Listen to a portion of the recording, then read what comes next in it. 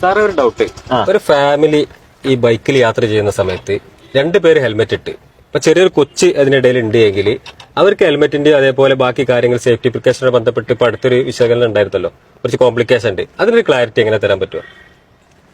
കൊച്ചിന് ഹെൽമെറ്റ് വേണ്ടെന്നാണോ ഉദ്ദേശിച്ചത്? കൊച്ചിന് ഇത്ര ഏജിന്റെ അങ്ങനെ എന്തോ ഒരു ലിമിറ്റോ അങ്ങനെ എന്തോ പറ്റില്ല സാറേ? അല്ല, അത് ഈ കൊച്ചുങ്ങൾക്ക് ഇതിനകത്ത് സുരക്ഷ ബാധകമല്ല എന്നുള്ളൊരു ചിന്തയുടെയാണ് ആ ചോദ്യം വരുന്നത്. ഈ അച്ഛന് പാകമല്ലാത്ത ഹെൽമെറ്റ് മകന് പാകാവില്ല എന്നൊരു ചൊല്ലുണ്ട്.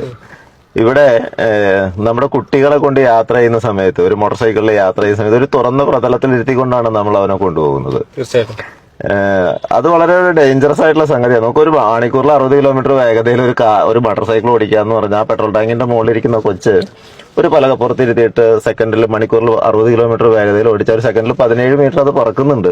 നമുക്ക് നെഞ്ചിടിക്കും. അപ്പൊ ഈ ഹെൽമെറ്റ് എന്ന് പറയുന്നത് നമുക്കിടെ ആവശ്യമാണോ എന്നുള്ള ഒരു ചോദ്യത്തിന്റെ പ്രശ്നമാണ്. സാധാരണഗതിയിൽ കുട്ടികൾക്ക് ഹെൽമെറ്റ് വേണ്ടെന്നല്ല, 4 വയസ്സിന് മുകളിലേക്ക് നിർബന്ധമായിട്ട് ഹെൽമെറ്റ് വേണം. ഓഫൻസീവ് ആണ്, അല്ലെങ്കിൽ അത് പിഴയടക്കേണ്ട കുറ്റാണ്. പിഴയടക്കാന്നുള്ളതല്ലല്ലോ അതിന്റെ ഒരു ചോദ്യം, നമ്മുടെ സുരക്ഷയാണല്ലോ. 4 വയസ്സിന് താഴേക്ക് അപ്പൊ ഹെൽമെറ്റ് വേണ്ടേ എന്നുള്ളൊരു ചോദ്യമൊക്കെ ഉണ്ടാവും. 4 വയസ്സിന് താഴേക്ക് ഹെൽമെറ്റ് വേണം. 4 വയസ്സിന് താഴേക്കും 9 മാസത്തിന് മുകളിലേക്കാണ് ഹെൽമെറ്റ് വേണം. ഹെൽമെറ്റ് മാത്രം പോരാ. കാരണം എന്ന് വെച്ചാൽ ആ കുട്ടിയാകുമ്പോൾ ഇപ്പൊ ഒരു നഴ്സറി പഠിക്കുന്ന കുട്ടി വൈകുന്നേരം വരെ കളിച്ചിട്ട് അമ്മ വിളിച്ചുകൊണ്ട് പോകുന്ന സമയത്ത് കുട്ടിയെ ബാക്കിലിരുത്തി ഹെൽമെറ്റ് വെച്ചുകൊണ്ട് മാത്രം കാര്യമുണ്ട്. ചിലപ്പോൾ അന്നത്തെ പകലത്തെ കളിയുടെ ക്ഷീണമൊക്കെ കാരണം ചിലപ്പോൾ കുട്ടി ഉറങ്ങി വീഴാം.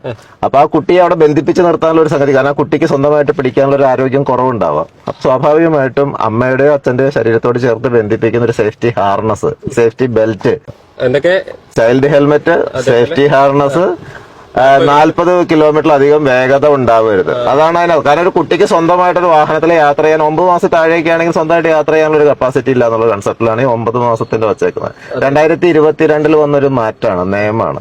അപ്പൊ ഇതിന്റെ മുകളിലേക്കാണെങ്കിൽ എത്ര കുട്ടികൾ വരെ കൊണ്ടുപോകും? അങ്ങനെ എന്തെങ്കിലും വല്ല പറയുന്നത്? അങ്ങനെയില്ല. നമുക്കൊരു ബൈക്കിനകത്തൊരു സീറ്റിംഗ് കപ്പാസിറ്റി ഉണ്ട്. അതായത് 2 സീറ്റിംഗ് കപ്പാസിറ്റി ആണെങ്കിൽ 2 പേർക്ക് യാത്ര ചെയ്യാം. 2 പേർക്ക് ഹെൽമെറ്റ് വേണം. ഈ പറഞ്ഞ പ്രായത്തിന്റെ ആണെങ്കിൽ ആ മാറ്റം അതിനകത്തും വരും. അതാണ് അതിനകത്തുള്ള ഒരു പ്രധാനപ്പെട്ട കാര്യം. സീറ്റ് ബെൽറ്റിന്റെ കാര്യത്തിൽ ഉള്ള നിയമമായി തന്നെ ടൂ വീലറിന്റെ കാര്യത്തിലുണ്ട്. കാരണം ഏറ്റവും ഡേഞ്ചറസ് ആയിട്ടുള്ള, ഏറ്റവും വൾണറബിൾ ആയിട്ടുള്ള, ഇപ്പൊ ഒരു കാർ ഇടിച്ചാൽ കാറിന്റെ പുറമെ തടയാൻ ഒരു ബോഡി ഉണ്ട്. നമുക്ക് നേരെ വന്ന് ഇടിക്കൂല. ആ സമയം ഒരു 2 വീലർ ഇടിക്കണമെങ്കിൽ നമ്മുടെ ശരീരം, തല പോയിട്ട് ഇരുമ്പിലോ കോൺക്രീറ്റിലൊക്കെ ഇടിക്കുകയാണ്. അവിടെ നമ്മുടെ ഫ്രണ്ടിലിരിക്കുന്ന കൊച്ചിന്റെ തലയാണ് ആദ്യം ഇടിക്കുന്നത്. ഇവിടെയാണ് ഹെൽമെറ്റുകൾ എന്ന് പറയുന്നത് ചോദ്യത്തിന് പ്രസക്തിയില്ലാന്ന് മാത്രമല്ല, ഞാൻ ആദ്യം പറഞ്ഞില്ലേ, അച്ഛന് പാകാവാത്ത ഹെൽമെറ്റ് മകന് പാകാവില്ല. ആ ടാങ്കിന്റെ മുകളിലിരിക്കുന്ന കുട്ടി ഞാൻ ഹെൽമെറ്റ് ഇടാതെ വാഹനം ഓടിക്കുന്നത് കണ്ടു വളരുന്ന അവന് 18ാമത്തെ വയസ്സിൽ അവനോട് ഹെൽമെറ്റ് വെക്കാൻ പറയാൻ എനിക്ക് അവകാശമുണ്ട്. അതാണ് അതിന്റെ സംഗതി. ഇപ്പൊ എന്റെ സൈഡില് ഇപ്പൊ എന്റെ ഡ്രൈവർ സീറ്റിലിരിക്കുന്ന ഒരു കുട്ടിയാന്ന് വിചാരിക്കാം. ഞാൻ സ്ഥിരമായിട്ട് ഡേഞ്ചറസ് ആയിട്ട് വാഹനം ഓടിക്കുന്നു, അമിത വേഗതയിൽ വാഹനം ഓടിക്കുന്നു, മറ്റുള്ള ആൾക്കാരെ മറികടക്കുന്നു, യാതൊരുവിധ സംസ്കാരവും പാലിക്കാതെ റോഡിൽ എന്നെ ജനിച്ചപ്പോൾ മുതൽ കാണുന്ന അവൻ എപ്പോഴെങ്കിലും 18ാമത്തെ വയസ്സിൽ അവനെ ആ സ്റ്റിയറിംഗ് വീലിന്റെ പുറകിലേക്ക് കയറ്റിയിരിക്കും, അവൻ മാന്യമായിട്ട് വാഹനം ഓടിക്കും എന്ന് നമ്മൾ പ്രതീക്ഷിക്കുന്നതാണ് ഏറ്റവും വലിയ വിഡ്ഢിത്തം. ഇതൊരു പകർന്നു കൊടുക്കലുകളാണ്.